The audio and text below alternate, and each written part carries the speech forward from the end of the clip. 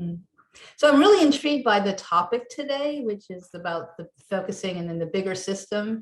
I had some experience and I'm putting my own story into what maybe we will be talking about today. But I don't know where you were, but over the weekend it was unbearably hot here. And I didn't want to go anywhere or do anything and actually felt a little sick. And I had a program yesterday scheduled at the University of Massachusetts where we were collaborating with an organization there. We were bringing some of the Afghan women to there, and we were going to have refreshments and watch their children. And that's the last thing I wanted to do, was to leave my house. And I pushed myself to go. And I can't tell you how I felt. I felt really moved inside, in tears, and just seeing the women just talking. And we put out refreshments and they just kept filling their plates with food. And we had an area for the children to play, and the children were drawing, and it was like the women got away from their children because they're probably stuck inside their small apartments all day long with these little kids. And here was an opportunity for them just to connect with each other and talk. And we wanted to be able to hear what some of their concerns or needs are. But I was just so filled when I came home. It just showed me that sometimes things get in the way of the bigger thing. And there was more there. And I came home with more life. So it's interesting when we talk about helping and we talk about how we're feeling in the moment, but there is always this more. And anyways, it just enlivened me, and I just wanted to share that. Oh, that's a wonderful introduction, Linda. Yes. I mean, one way we could talk about the big system is something like the more of the more, right? Because in focusing, we're always talking about the more, the intricacy, the complexity, the surprise. But then there's more than the more of our regular focusing, I think. And that's what we're going to explore today, the big system. And I'm very eager to explore this with you because I think it's one of those topics that's on the edge, on an edge. And for some of you, it's just your bread and butter. It's not on an edge. This is what you wake and go to sleep with, this edge of what Jean calls the big system. But for others of you, it may not be so. Jean said that he wouldn't use any spiritual language or explicit spiritual concepts because he would lose half of his audience, and there's no reason to do that. Spiritual language for many, many people has been ruined.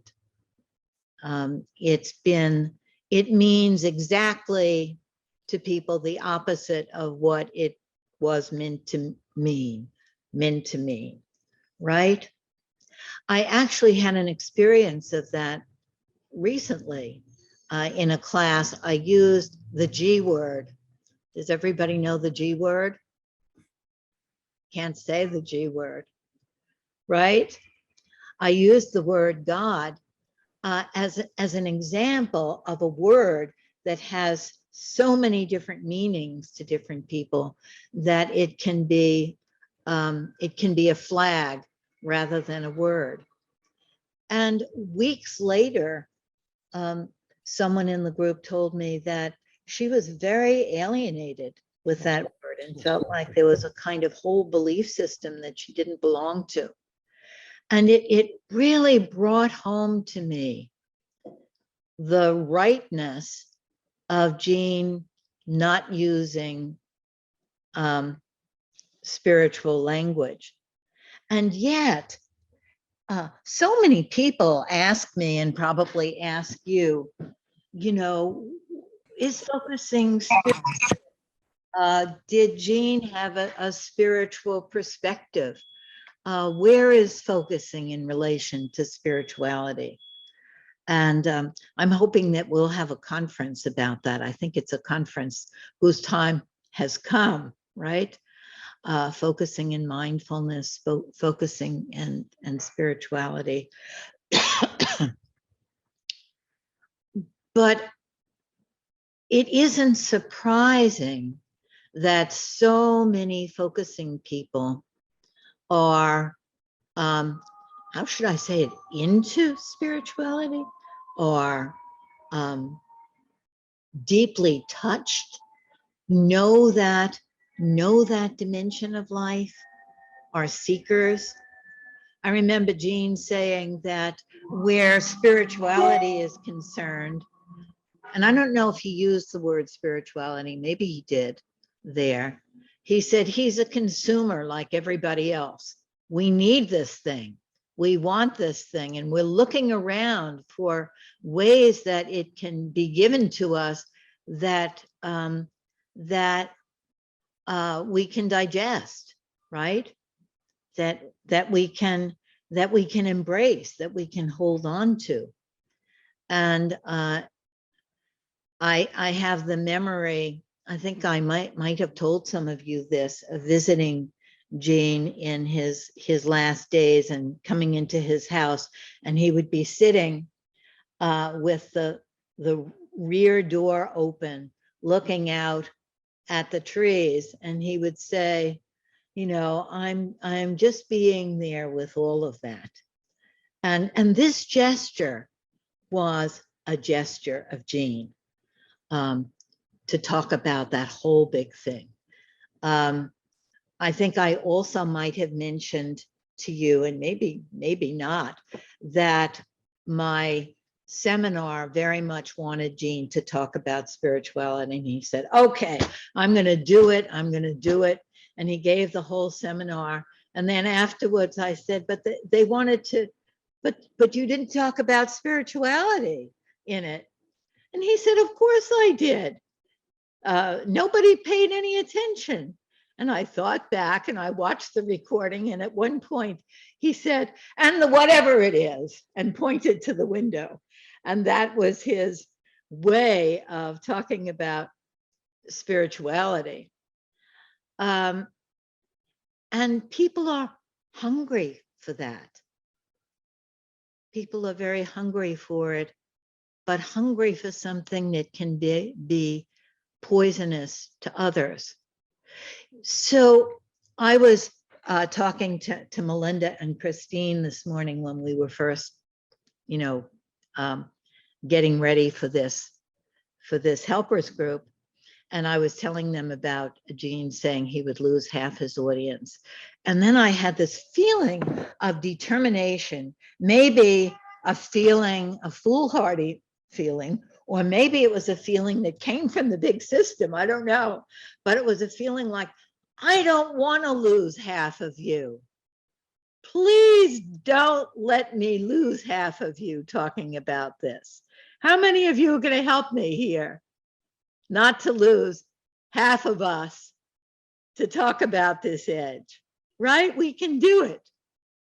We can do it if we all are aware of the dangers of, I think of spirituality as this experience of ultimate deep belonging to the universe.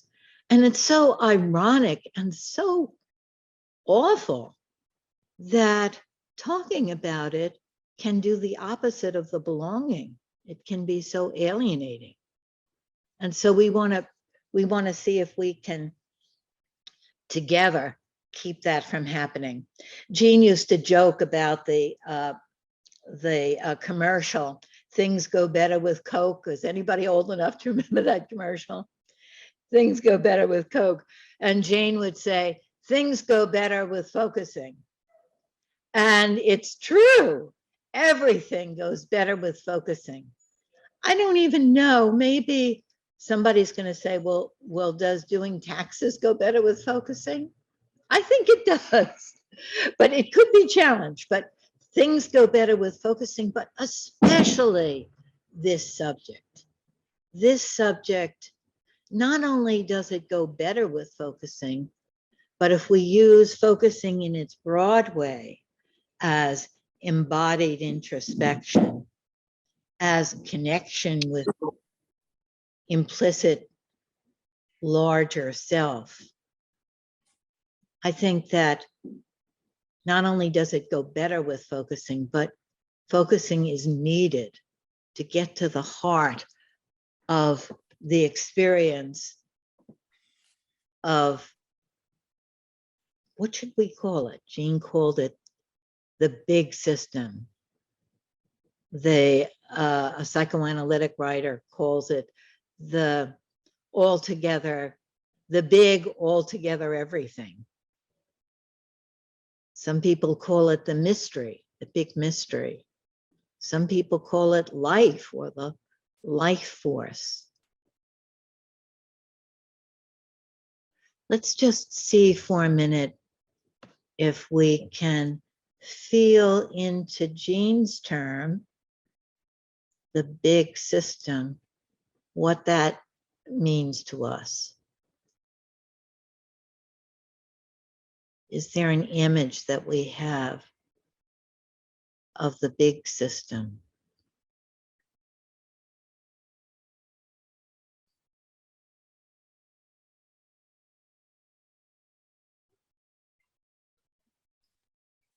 Beingness. Beingness.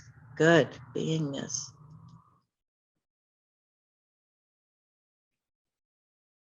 Anybody else? Just if there's a word that you have. Inter-R. Inter-R, right? And Thich Nhat Hanh talks about interbeing. Right, exactly. Thich Nhat Hanh, interbeing, inter-R, right. And talking about Thich Nhat Hanh, I just want to mention the Buddha, the Dhamma, the Sangha. And we have Jean, the teachings, and the group, you know, so it's pretty similar. Yes, absolutely.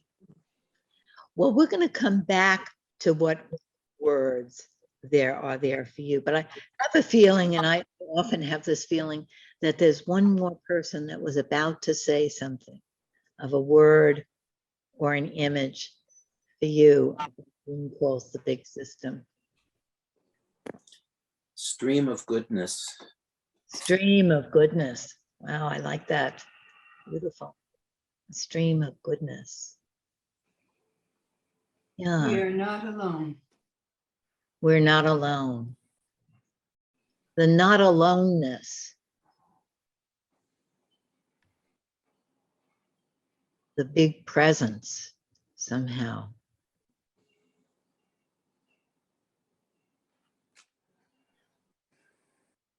A way that I think of it is that focusing and spirituality are very close. And I want your help to understand what their relationship is. And maybe we would all have different ways of seeing it. Is focusing a doorway into this spiritual realm? Or is it, Jean had said that it's like an elevator going down, and you go down to one level, and that's focusing, and you go down a step deeper, and that's this spiritual meditative realm. Is it like that? Are they neighbors? Is it next door? But there's some relationship there of spirituality and focusing. I guess a way that I understand it is that when I go, what Jean calls downstairs, right, to the implicit realm, that there is a me that's holding the little personal me. And that larger me is very much connected to the everything. And that it's only a step from one to the other. I in preparation for talking to you, I wrote a few of the things that came to me about this relationship. So if Christine will put that on the screen, maybe Mary, you would read that for us. Are And these the, I'm sorry, the quotes or the handout? it's the handout. Okay. This is just my meditation in preparation for you of this relationship of focusing to the big system. And so we're going to put that on the screen, and Mary's going to read them. And when Mary reads, this is my own personal experience, see if this is like yours, or if yours is different, or if you have other ones to add, or if there's a feeling like, that doesn't make any sense to me. Mary, just read this slowly for us, and let's use it as an opportunity to just feel into this relationship. Okay.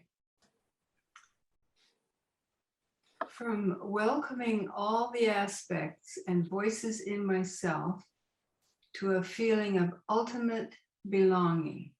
Right. This is, I go from this place that's focusing, right? This welcoming myself, all the different voices, to this next place, which is this ultimate belonging. Let's see for a minute if that happens for you sometimes, or if you can intend it, or whether there's a way when you're looking for it. Go ahead, Mary.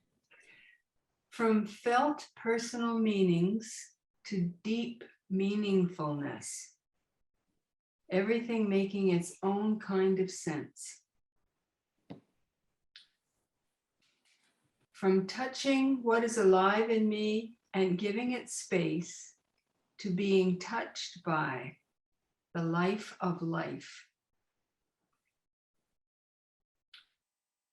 From feeling that my own process is unfolding to the conviction that we are all part of an unfolding process. From truly befriending myself to feeling befriended by the universe. Mattering. From seeing my little steps of development to a sense that life is evolution, feeling life is a journey. From it speaking to me to life speaking to me. From it speaking to me to life speaking to me. Mm-hmm. It meaning the implicit that I'm focusing on. From experiencing myself as interaction rather than entity to glimpsing the whole great interconnection of everything. From faith in the rightness of the next little step to faith in some deep inherent rightness of life. Thank you, Mary. Let's just take a moment to take those in. And Christine will put that in the chat for you if you want to look at it later.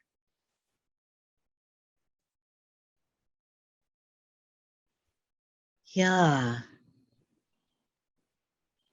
It seems like not such a big distance from this one realm of the implicit to this realm of the spiritual. When we focus, when we first, especially when we first experience focusing, it's like a little miracle. It's like, wow, what happened? We can feel like Alice going down the rabbit hole And then suddenly in this downstairs place, in this implicit world, what Jean calls the responsive order, everything is different. Our problems seem different. The circumstances don't change, of course, but suddenly we feel like, oh, I get it. It's like this. And our relationship to it all changes.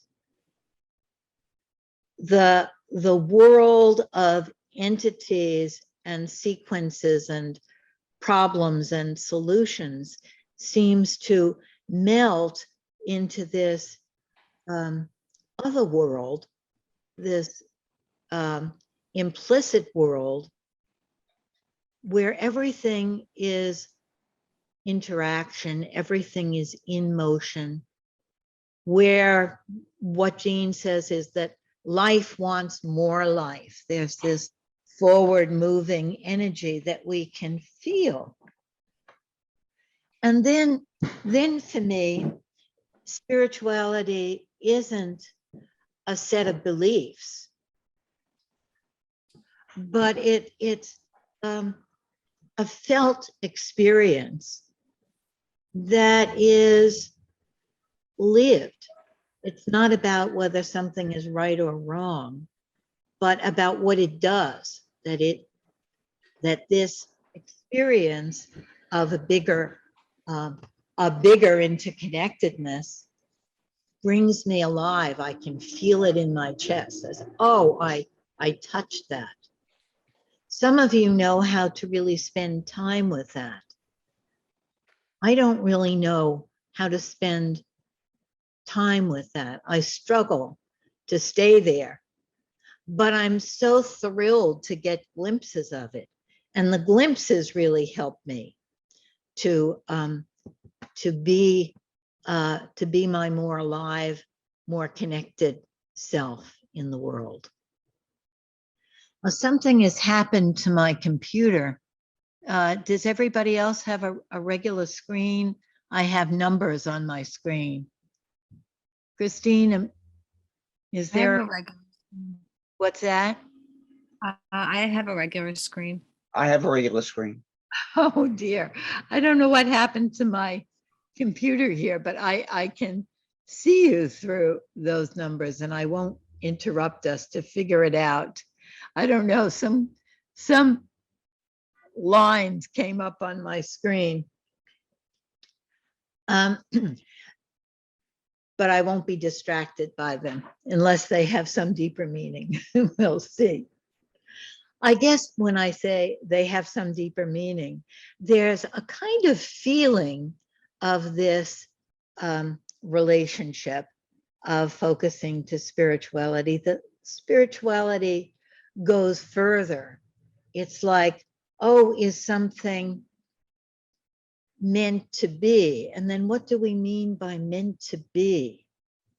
There's a kind of fit of maybe there's meaningfulness, and meaning becomes something very alive. It isn't only this is what it means to me, but there's a sense of I don't want to say a deeper meaning. See, that's the problem, is that all of these words are inadequate to describe this experience. And I think many spiritual traditions, right, Steve, that's why there isn't in the Jewish tradition, there isn't really a name for God, right? Because it's beyond what can be a noun. So let me give you a minute and just see what comes for you about this relationship of focusing and this big experience.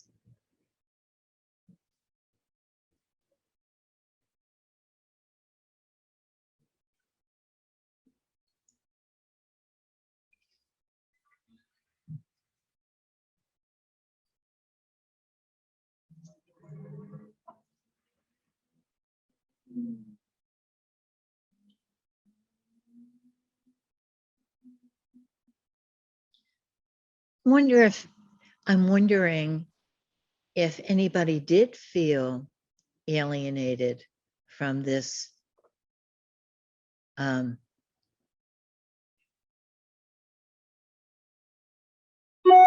idea that focusing is close to this thing that we're calling the big system. Whether when I wrote my experience of next doorness, did anyone feel like, oh, I don't go there?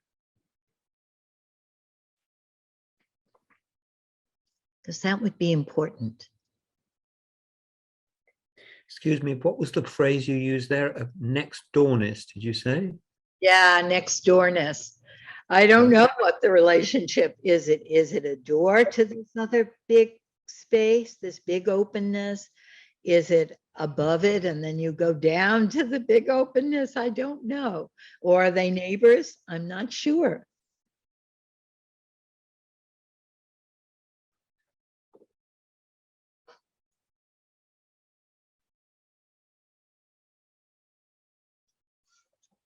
You're asking us this? You're asking for an answer, Lynn? I'm asking you for anything, as I always do, right? Anything that's there for you. And that's sort of our way, our tradition, that I'm offering you something from me, and then whatever is there for you is going to further it. Okay. I've only been in the focusing world for a couple of years, but my experience has been that focusing has been a phenomenal tool or technique or access to a deeper level in myself, from which a lot of behaviors, or I know Jenlyn says it's not there, it's not just sitting there. But so much has cleared, let's put it that way, that was interfering with my ability to be present to myself, to others in life. So as that has cleared, I'm just more present and more myself. Yeah, I want to build on what she said, that there might be a relationship between focusing and life, and that both have a present mindedness, not time in some other place or some other thought or something of the mind conjuring up something, but focusing, and especially the implicit, has to do with what's unfolding now. And I think life, the bigger picture, is in the now. Everything else is a mind connection. Right. So for Gray, there was such an experience of, what would you say, Gray, a kind of opening that focusing provides to the present, and then you're talking, Bob, about the now.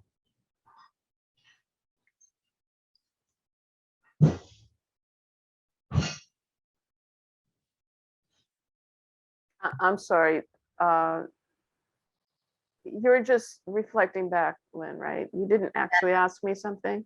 Yes, no, I was just reflecting back, but I was a little distracted because of something going on here, so I might not have reflected back very well. Great.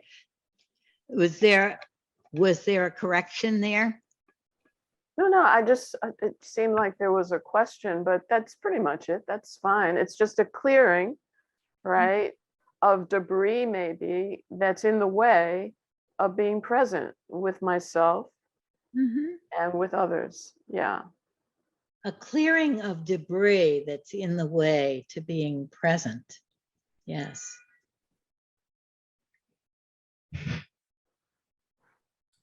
Yeah, I've often wondered if the magic of focusing is just the clearing of space, the attunement, the ability to be present now. whether or not you go deep and find some wonderful answer to something. Uh-huh, uh-huh. Uh, The being present to now. And and you're describing what I'm trying to say of the big system as the going deep and finding something wonderful. It might not go there, but it's making this space for being present now. I see Rachel has her hand up. What Lynn said made me think about client work, and there's no words for what we're talking about when we're inviting people to focus or clear the space if they don't know focusing, which most of my clients don't. But some people, it's quite easy. I can use some few words and they can find a way into that clearing space thing, and they can do it. And some people really struggle. And I think that there's something about that with this question of this sort of spirituality and this focusing. And it's that we're all focusers, we're all spiritual beings, maybe, or like none of us or either of those. But there's something that, I don't know what this capacity is. That means that some people, no matter how distressed they might be, like it's not a less distressed people can do it more. Some people have that, and some people, and I know I've been in both places. So it's very curious for me how we go from like not to yes. Right? That's no answer. It's just a thing I'm thinking. Yes, right. That and I want to say back what you're saying about that everybody has this dimension, even not knowing focusing, of feeling that space when you look for it, that spaciousness.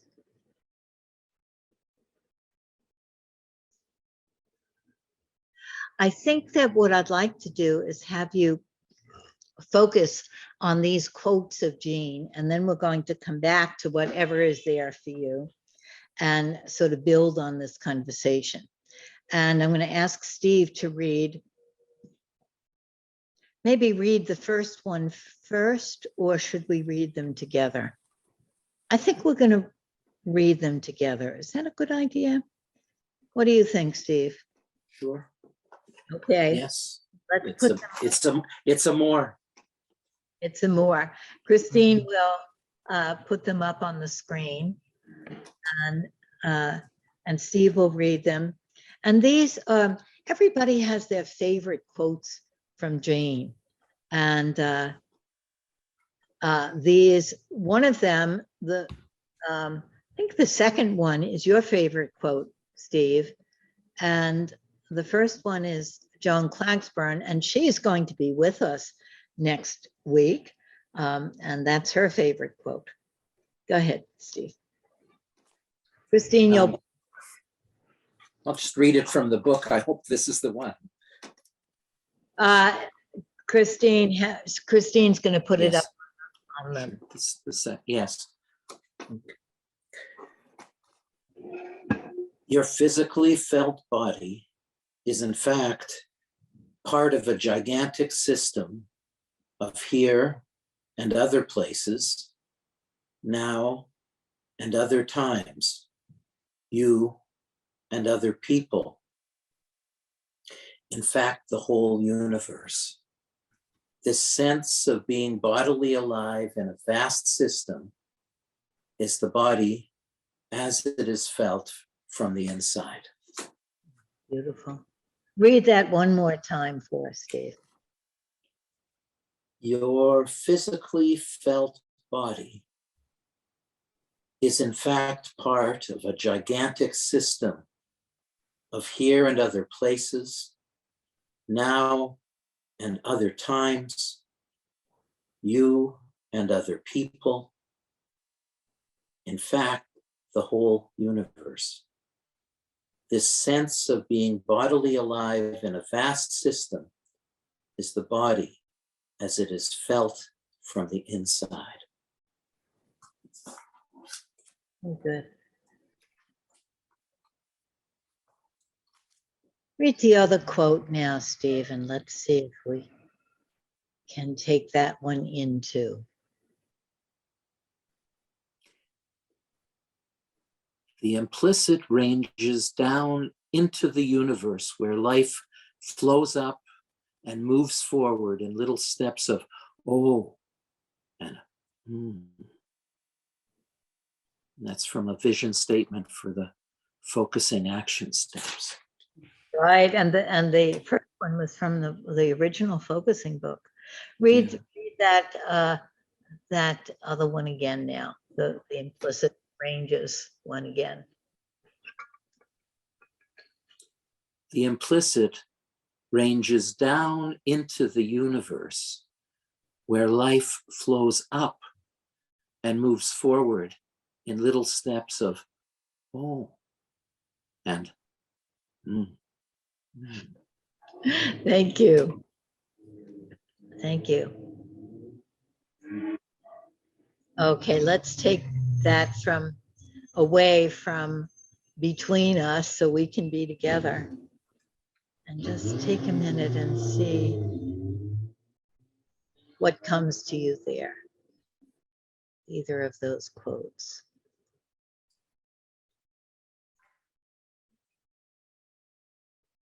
It brought back a line to me of a hymn that has a line in it going, and life flows on in endless song. Oh, yes, and life flows on in endless song.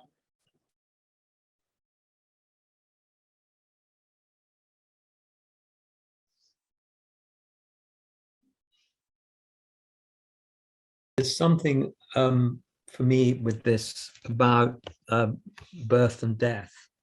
Mm. And I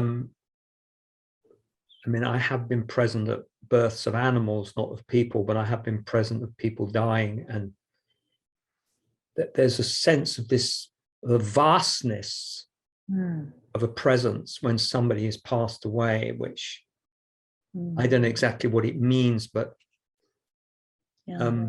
it connects me with that, you know, the big system, and then maybe focusing gives me a kind of a glimpse into that. Yes, yes.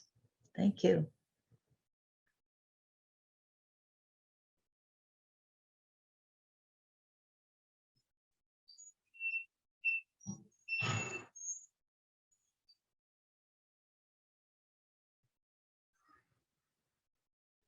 I think what keeps coming up for me is imagining the universe as a well, and we're like bringing up from the well and drinking from the well, how it nourishes and brings new life, and it still connects us to the well. Yes, beautiful. Yes. If I can use that water well, wonderful imagery to what happens with me is life is the ocean. This is a metaphor, and we're waves on the ocean. Beautiful.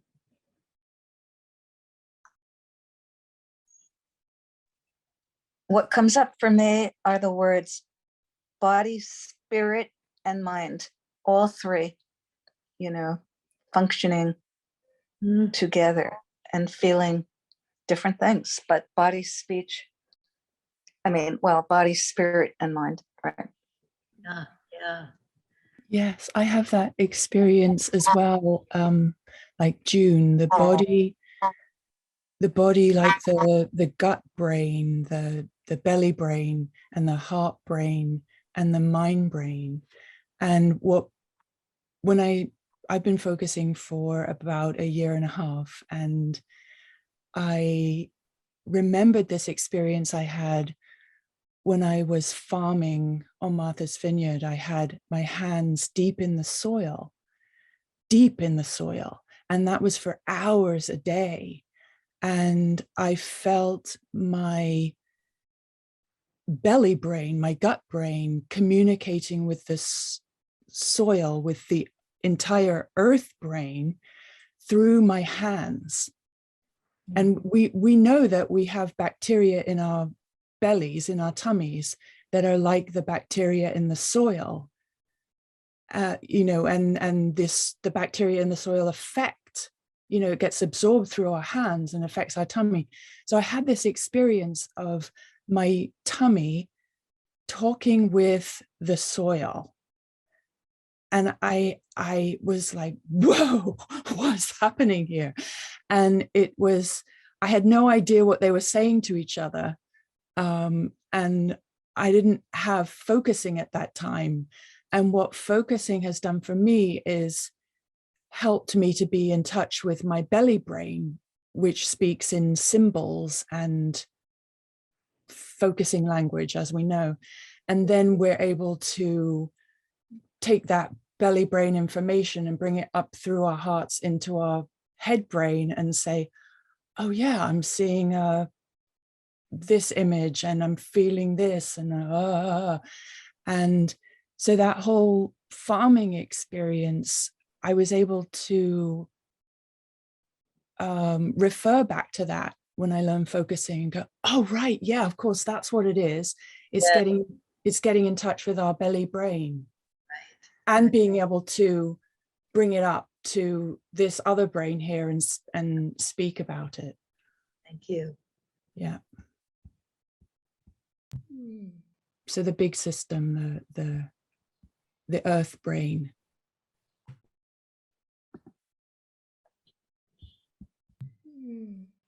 Yeah, I wanted to say that for me it's something unsayable, yet very recognizable, like palpable. And this is a kind of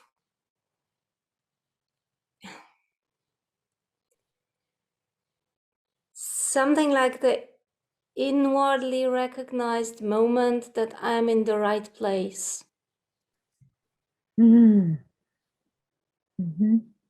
Yes. Unsayable, but recognizable.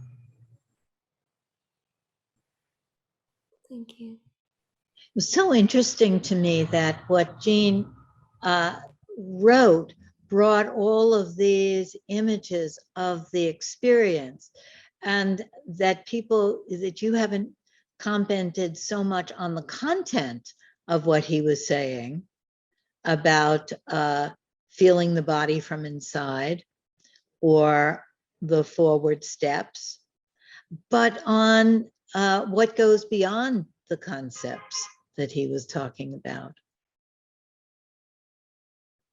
It's like a vehicle for us.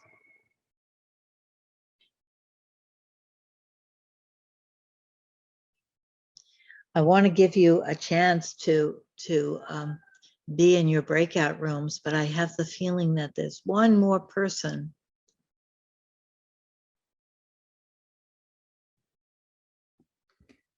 Well, Joe has put some really nice writing in the chat, and we might read that out loud. Okay, would you read it for us? Okay. We are immersed in the system divine, since there is no place that it isn't. So our bodies become a bridge to that immersion in the now. Focusing then becomes the path to our awareness of that immersion and the interaction with that in our present moment. And he also wrote another quote from Joan Klagspoon: I see spirituality as a state of consciousness, a way of seeing the world that provides a sense of unity and consolation. It is that realm of the timeless that can spontaneously inspire us, comfort us, release us, heal us, and fill us with awe, peace, or joy. It is a state of being in which we are seamlessly joined to a larger interconnected field that is, in that moment, palpable and alive. A spiritual awareness gives meaning to our lives, validating our existence. Thank you. Thank you, Joe. Okay. We're going to put those quotes in the chat for you to refer to them. And that's such a beautiful quote from Joan. Maybe we can put focus on that one also. I want to share one more thing with you before we go into our breakout rooms. And that is my own experience that focusing has enabled me to penetrate my own spiritual tradition, which is Christianity, in a way that I couldn't without it. In my experience, there's a kind of shell to that spiritual tradition, and maybe one has a particular, sort of like your family, you have a particular relationship to your own spiritual tradition.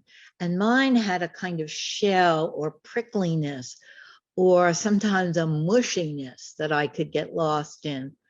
And I couldn't get past the literalness in which it was presented to me.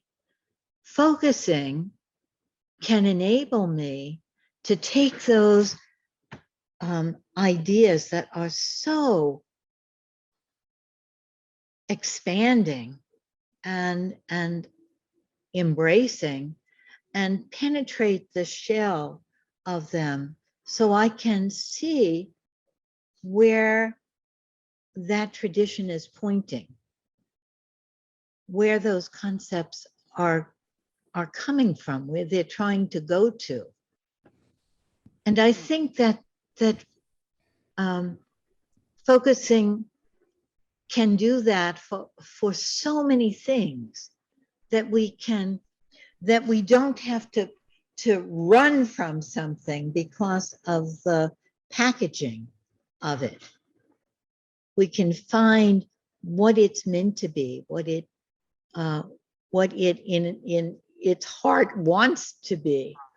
I remember Gene telling me that when he went to a Catholic college, and as a Jewish survivor of World War II, Holocaust survivor, having run away from the Nazis at age 11, it must have been very strange for him to be studying in a Catholic college, talking about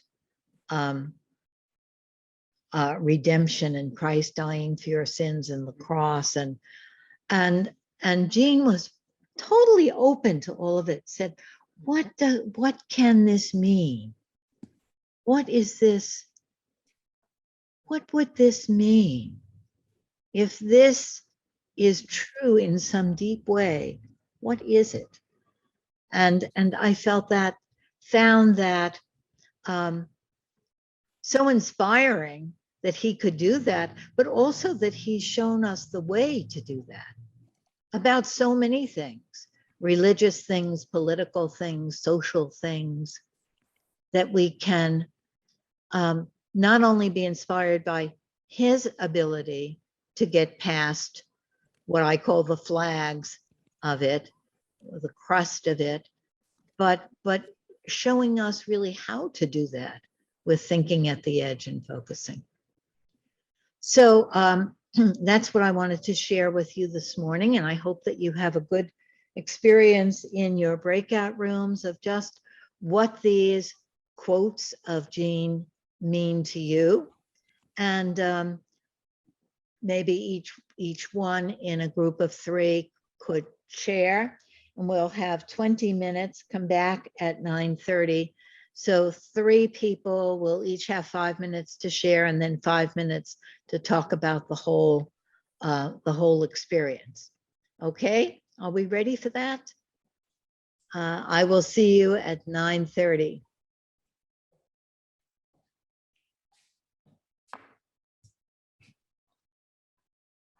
Christine is going to tell you if you have to go to work or something, don't accept your room, so that you aren't leaving any of your compatriots there.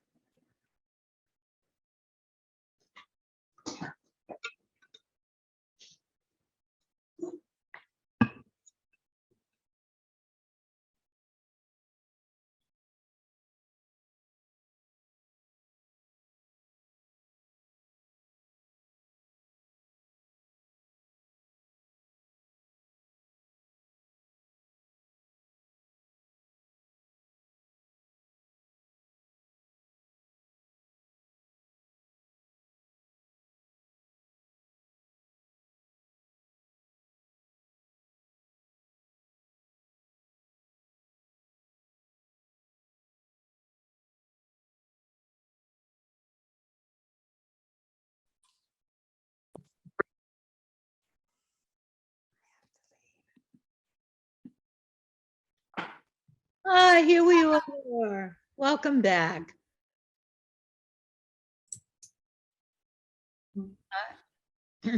How was your breakout room? Let's take a breath and rejoin each other.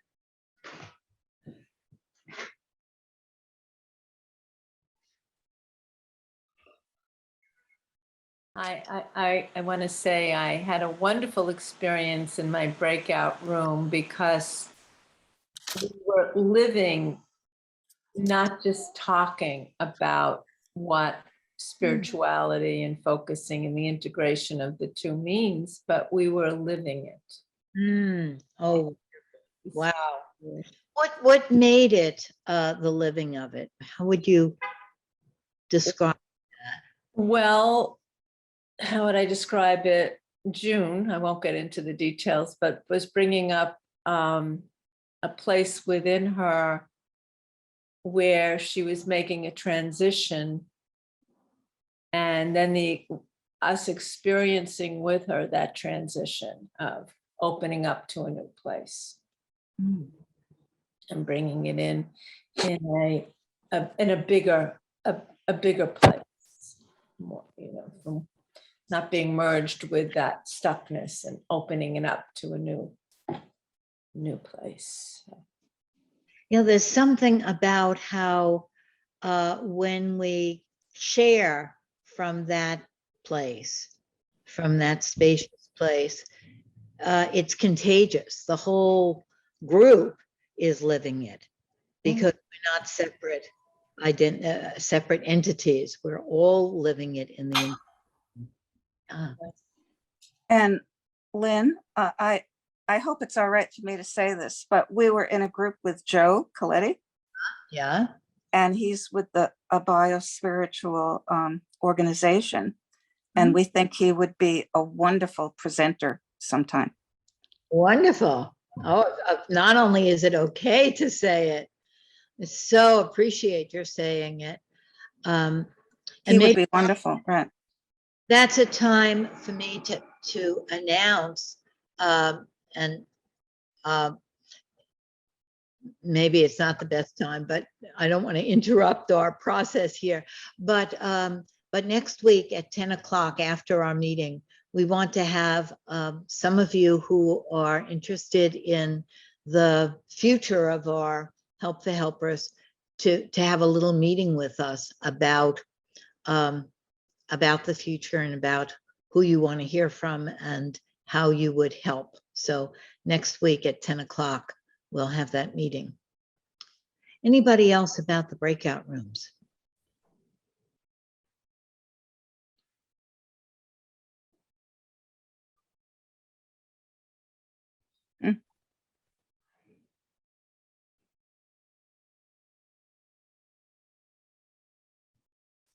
Did it feel different sharing in that small group than it did sharing about this subject in the larger group? How was it different, Steph? It's just so intimate, and there's a tenderness about it, sort of a sacredness about it that I connected to. And I could hear something and then hear it in a focusing way, and it goes in differently.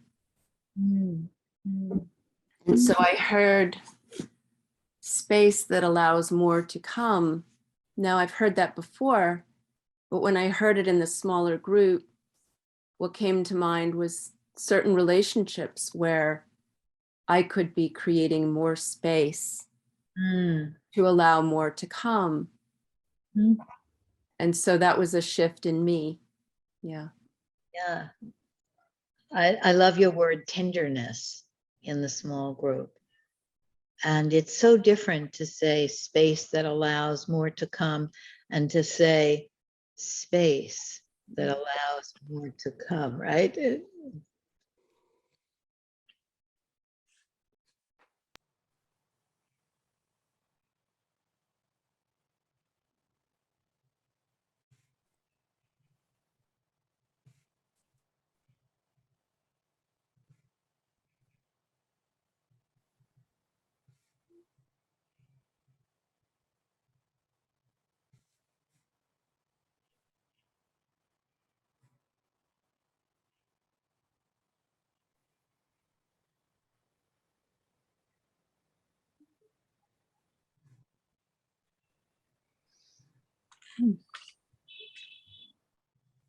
The words just came to me for this quiet time. Holy holding. Holy, holy. And what does the word holy mean to you? Hello? Let's say, what do you want that word holy to He's mean? speaking. What's that? Mary? Are you just reminding me to come to show up tomorrow? I think it's Jim. Jim isn't on mute. I'll be there. Oh, Jim doesn't know that he is speaking to us. But I would love to hear what Jim has to say. But I wanted to ask you, Mary, what you would want that word holy to mean. Well, as you said, as you just said that, the word WHOLLY came to me.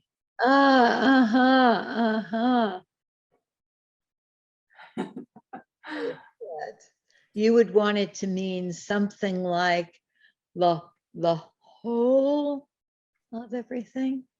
And just to say, Joe wrote that exact word in the chat, WHOLLY, at the same time. Wow. Synchronicity.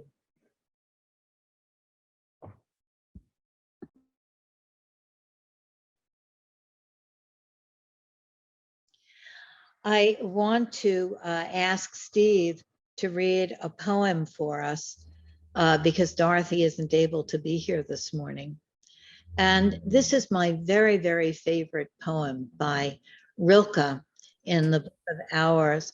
And Rilke is someone that can capture something about the big system that is so intimate and accessible and so, for me, close to the bone. So I want to see what you think of this poem. And if it's okay with you, I'll have Steve read it now so that there's just a couple of minutes to respond to it afterwards. Is that okay? Okay. Christine will put it up and Steve will read it. And this is from the Book of Hours.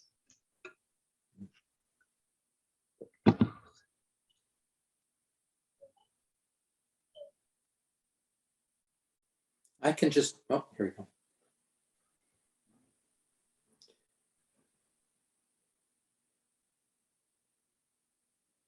If I had grown up in a land where days were free from care and hours were delicate, then I would have contrived a splendid fete for you and not have held you in the way I sometimes do, tightly in fearful hands.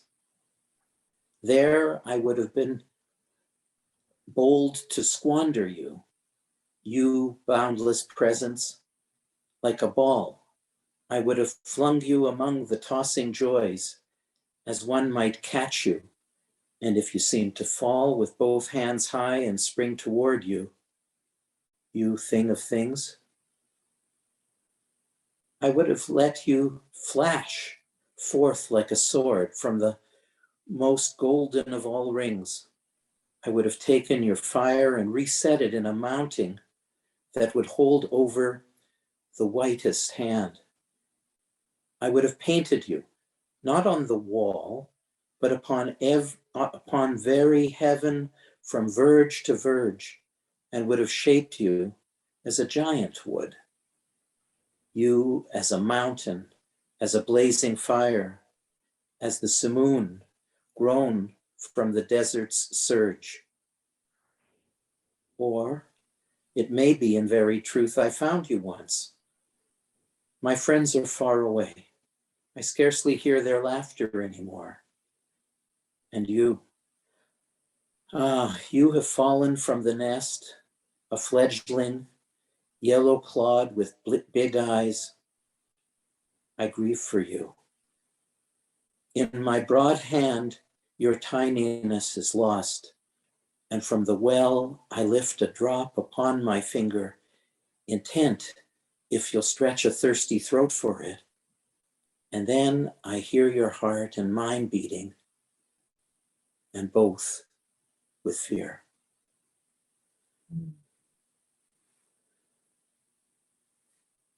Thank you, Steve.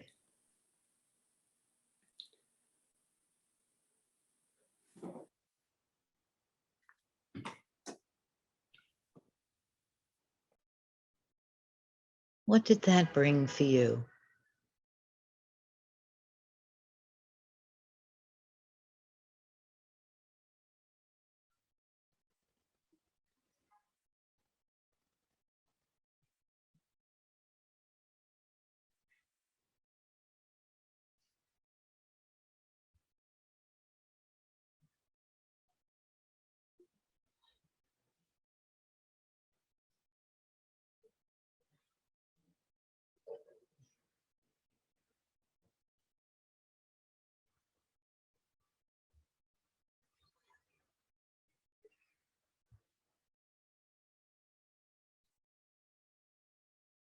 We'll put that poem in the chat.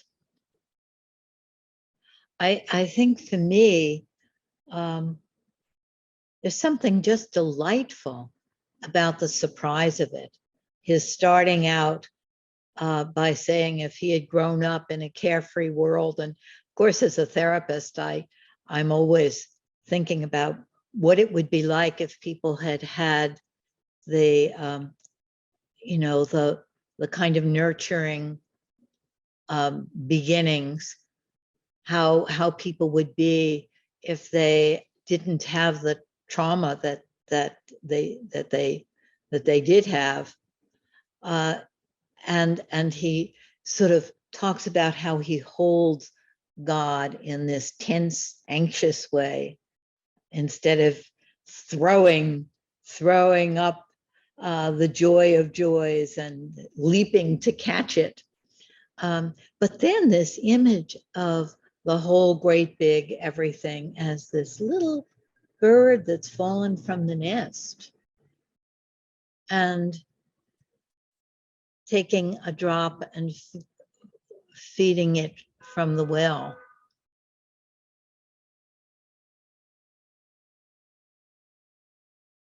What an image that Rilke has of this sacredness of the whole great big everything being this stretching for the little bird to reach for the water. And I guess in focusing language, the forward movement, the inherent forward movement of life wanting more life.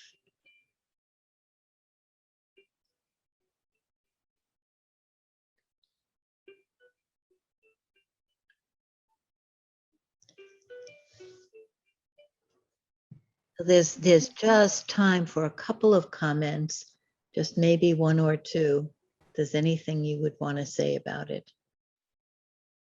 Yeah, I feel a great longing. It came from the melody more than recognizing the words. But then when you, Lynn, made your reflections, I felt like, wow, something very precious about my vulnerability and my weakness and my woundedness to to become to unfold, like, and to be seen like a treasure and a door. Yes. The vulnerability and weakness to be a treasure and a door. Yes. Mhm. Rilke captures that. I was going to say that he's talking to his inner part, vulnerability. So it's like a part of him. I'm not focusing so much on the words, but the feeling of the poem. Yeah. Yeah. So there's some kind of a self-talk there. Yes. On the 13th of June, we're going to have Dana and Baruch from Israel talking about focusing in the field of prayer. And people have been very excited about their course that they've given about the field of prayer and focusing. And when you say he's talking to him, his inner part, it's like that inner part that goes way out to everything.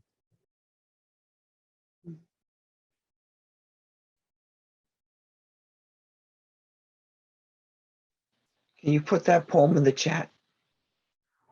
Yeah. Christine, let's make sure that poem is in the chat. Okay. And I just want to announce one more time that at 10 o'clock next, It's the week after, Lynn, June 6th. after, yes, I'm sorry, it's the week after, not next week, because next week we have Joan with us and then we have Memorial Day. It's not next week, it's the week after. We're going to have a little meeting at 10 o'clock about the future and how we want to have our helpers group in the fall and in the summer. And we're looking for people who would hold the group in the summer. So if you are willing to do that, please email Melinda and I if you would be someone who would welcome people and sort of be the person that greets and sort of reflects and holds the group. Not necessarily that you have to be a presenter to do that. Are we meeting next week? We're meeting next week with Joan. Yes, we're meeting next week with Joan for Memorial Day. So hope you can all make that, and that your picnics and everything will be after. For those of you who are in the States who celebrate Memorial Day, we'll see you next week. Looking forward to it. Thank you, everybody, for helping me with this edge here. Lynn, I wanted to say one thing. I was impressed in the poem by the similarity of a little bird or similarity of all beings in the world having the need to move forward and to become fearless in some way. Yes. Be a little fledgling or be it our own inner fears, that we all are the same in the same wave to go forward. Yeah. All of us, all life forms in the universe. Absolutely. All we want to move forward. Yes. And that's a wonderful sentiment to end our group on this morning. Bye-bye, everybody. Thank you, Lynn. Thank you, everyone. Bye. Bye. Thank you. Thank you. Bye-bye.